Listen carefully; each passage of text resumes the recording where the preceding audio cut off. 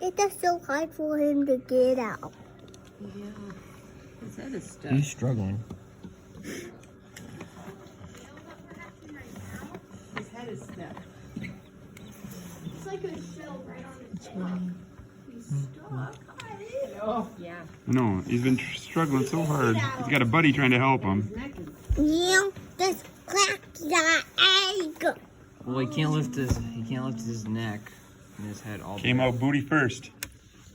Well, he needs some help from his friends, right? The other guy They're said- trying. Eggplants. One of the I'm birds telling is them trying- to peck on poking it, but they'll not always on it. Stop that. They're gonna beg for him. Oh, man. This is the one Some of them are not fertilized, so you throw them in trash.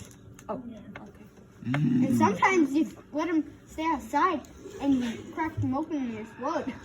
they explode? Yeah. Yeah, because they've been at 100 degrees for almost 20 days, so if it wasn't fertilized, it would get rotten. And they've been known to explode in the incubator. I haven't had any explode yet. But that's why the other day when Abigail cracked one of the white ones open, Vasky made her go out there.